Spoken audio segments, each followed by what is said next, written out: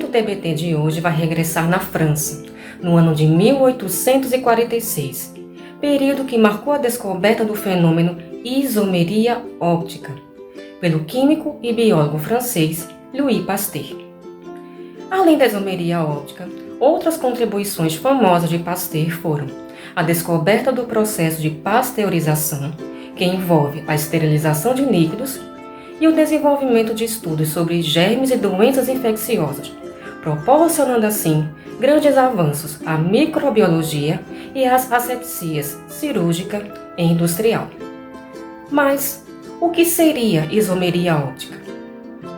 Isomeria óptica é o tipo de isomeria espacial que estuda o comportamento de substâncias de mesma fórmula molecular, mas com distribuição espacial diferente, o que acarreta numa atividade óptica distinta quando essas substâncias são atravessadas por um feixe de luz polarizada. Feixe de luz polarizada? Algumas substâncias, ao serem atravessadas pela luz natural, absorvem as ondas, deixando passar apenas uma parte da luz que antes vibrava em todos os planos. Esse fenômeno acarreta em uma luz polarizada que agora passa a se propagar em um único plano. A isomeria óptica começou a ser desvendada pelos físicos Malus e Huygens, que perceberam que um feixe de luz sofria polarização ao atravessar um cristal transparente de carbonato de cálcio. Porém, esse fenômeno só foi explicado posteriormente por Pasteur. Pasteur notou que, durante a fermentação do suco de uva para a produção de vinho, se formavam os ácidos tartárico ou tartarato e paratartárico, também conhecido como racemato ou ácido racêmico. O tartarato e o racemato possuem a mesma fórmula molecular, mas somente o tartarato é opticamente ativo. Ele desvia o plano de luz polarizada para a direita.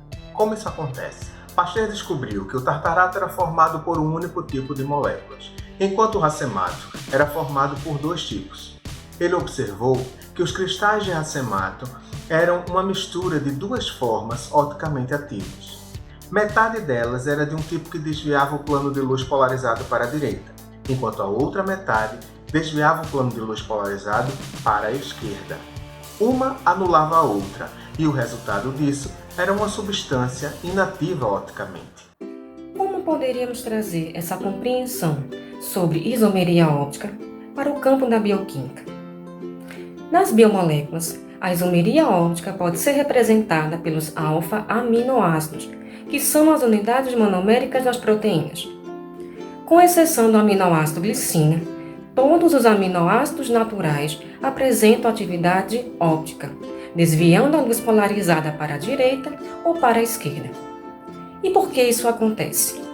Porque o carbono alfa dos aminoácidos está ligado a 4 grupos diferentes, ou seja, um grupo carboxila, um grupo amino, um grupo R, que também é conhecido como radical ou cadeia lateral, e um átomo de hidrogênio.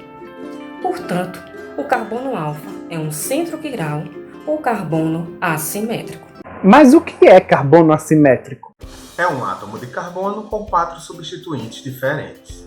Quando uma molécula possui um centro quiral, como é o caso do ácido racêmico, ela produz 2 isômeros ópticos, de mesma fórmula molecular, mas com atividades ópticas diferentes. Os 4 diferentes substituintes ligados a um átomo de carbono tetraédrico podem ser arranjados em 2 formas espaciais distintas, isso é, em 2 configurações, formando 2 estereoisômeros com as mesmas propriedades químicas ou propriedades químicas semelhantes, mas diferindo quanto às suas propriedades físicas e biológicas. Estereoisômeros, que formam imagens especulares uns dos outros, são enantiômeros, os quais diferem uma propriedade física bem característica, que é a capacidade de interagir com a luz polarizada. Os alfa-aminoácidos apresentam 2 possíveis estereoisômeros, denominados D-aminoácidos e L-aminoácidos. Na projeção de Fischer, aminoácidos com grupo amino à esquerda serão L-aminoácidos, e aminoácidos com grupo amino à direita serão D-aminoácidos. Entretanto, L e D referem-se apenas à configuração dos 4 substituintes do átomo de carbono, e não às propriedades ópticas da molécula. Nem todos os aminoácidos L são levorrotatórios, ou seja, desviam o plano da luz polarizada para a esquerda. Os L-aminoácidos são encontrados em proteínas humanas. D-aminoácidos naturais são encontrados em outros mamíferos, répteis e micro-organismos. Os D-aminoácidos estão envolvidos em funções como a neurogênese, que é o caso do D-aspartato, e na regulação hormonal, bem como são encontrados na parede celular de bactérias, como D-alanina e D-glutamato. Os monossacarídeos são uma outra classe de biomoléculas que também apresentam isomeria óptica. Ao lançar os fundamentos da isomeria óptica em 1846, Pasteur apresentou uma das principais descobertas nas áreas da química e da biologia, com aplicação, por exemplo, na biotecnologia, na elaboração de novos fármacos que precisam ser enantiomericamente puros para o uso na medicina humana.